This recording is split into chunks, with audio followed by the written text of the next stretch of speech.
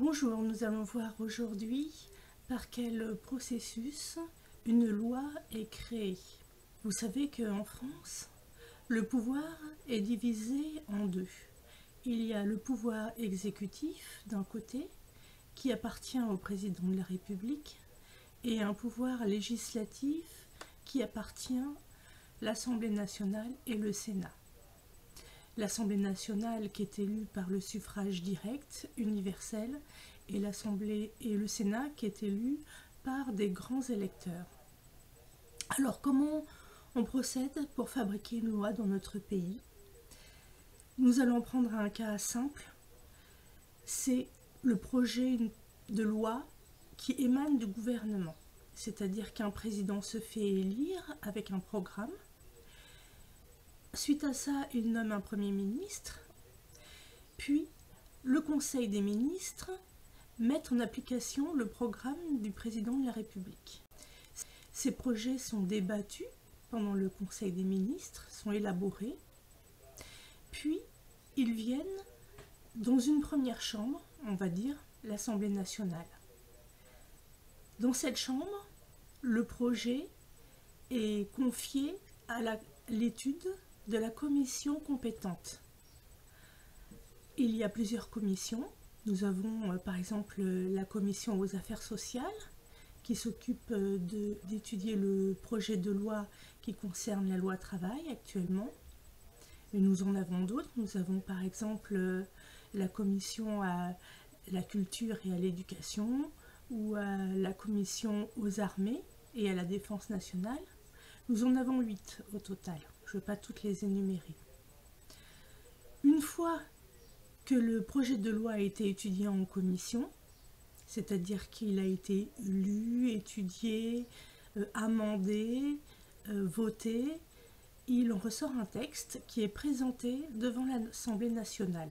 Et là, le travail recommence. Le texte est étudié, amendé, voté, jusqu'à ce que l'ensemble de l'Assemblée nationale trouve un accord. Quand je dis l'ensemble, c'est la majorité. Suite à cela, le texte est déposé auprès du Sénat, qui fait exactement le même travail. Étude du texte, amendement, vote.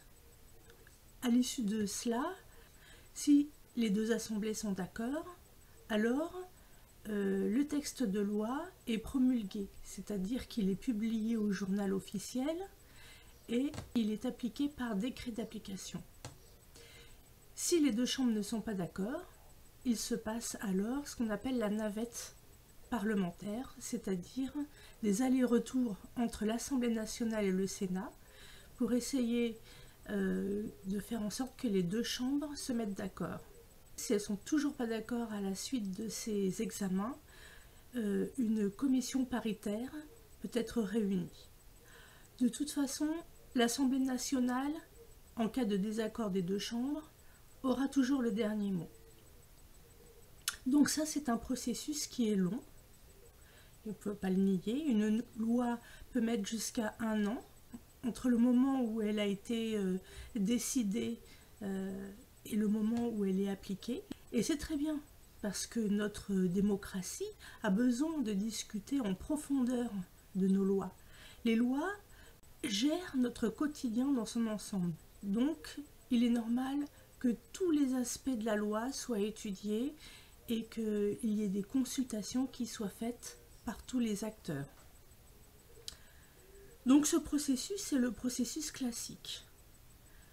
Monsieur Macron, lui, il a choisi un autre processus qui existe par l'article 38 de la Constitution. Il a choisi de gouverner par amendement.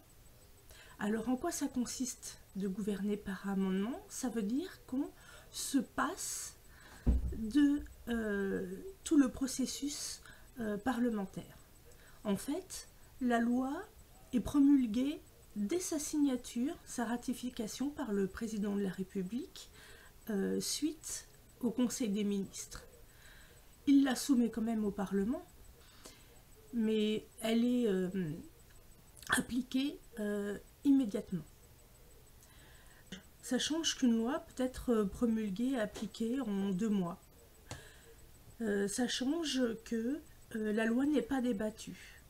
Et ça change aussi qu'elle n'est pas amendée. C'est-à-dire que soit l'Assemblée la rejette en bloc, soit elle est adoptée en bloc. Mais à aucun moment on ne décide de dire tel article ne nous intéresse pas ou tel autre est intéressant. Pourquoi est-ce que cet article 38 existe ? L'article 38 a été voulu par le constituant de 1958 qui est le général de Gaulle. Il faut se remettre dans le contexte de l'époque. Lorsqu'il accède au pouvoir, le général de Gaulle est le vainqueur de la Seconde Guerre mondiale. C'est un militaire de carrière. Il a connu l'exil pour rejoindre et fonder les forces françaises libres à partir de Londres notamment. Et il a connu une France envahie et dévastée. Donc il a voulu protéger le pays, la nation et ses citoyens en décidant de faire un article qui pourrait lui permettre de passer outre les travails parlementaires, c'est-à-dire de pouvoir réagir au plus vite en cas de menace de l'intégrité du territoire ou de menace de guerre imminente. Aujourd'hui, Emmanuel Macron a choisi de gouverner par ordonnance. Mais sommes-nous en état d'urgence? Enfin, nous le sommes, mais nous ne sommes pas en état de guerre. L'intégrité de notre territoire n'est pas en danger. Nous ne sommes pas face à un ennemi qui voudrait nous envahir par une guerre éclair comme l'a connu le général de Gaulle. Donc pourquoi utiliser cette urgence? Qu'y a-t-il de si urgent que cela à détruire un code du travail qui nous a plutôt bien servi depuis 1936 et même avant? Il se trouve que depuis les années 2000, nous connaissons une véritable inflation parlementaire. Nos parlementaires actuellement ne peuvent examiner qu'une centaine de lois par an. Il faudrait qu'ils en examinent le double. Cette inflation est tout autant dans le nombre de lois qui est porté à la discussion que dans leur volume.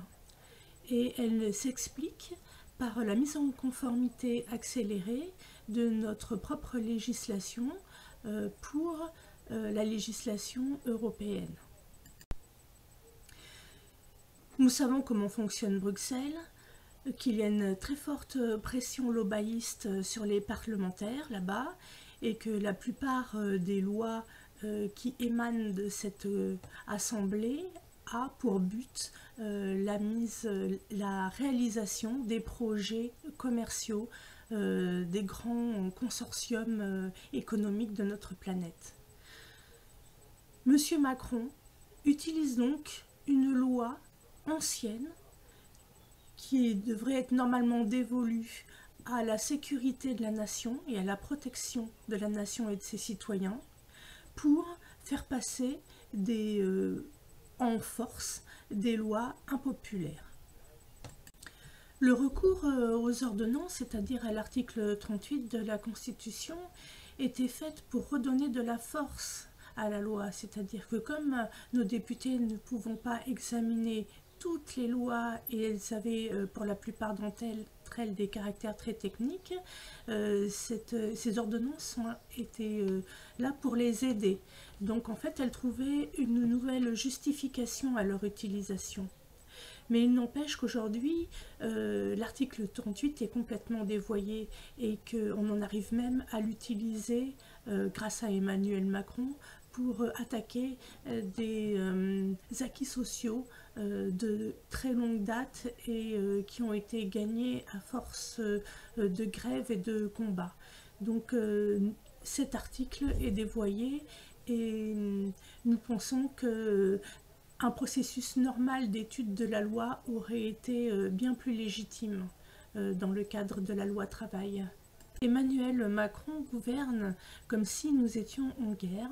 Le congrès de Versailles était déjà une première alerte sur sa volonté de gouverner de la sorte et nous défendons d'être en guerre et nous voulons être gouvernés normalement et non pas à marche forcée.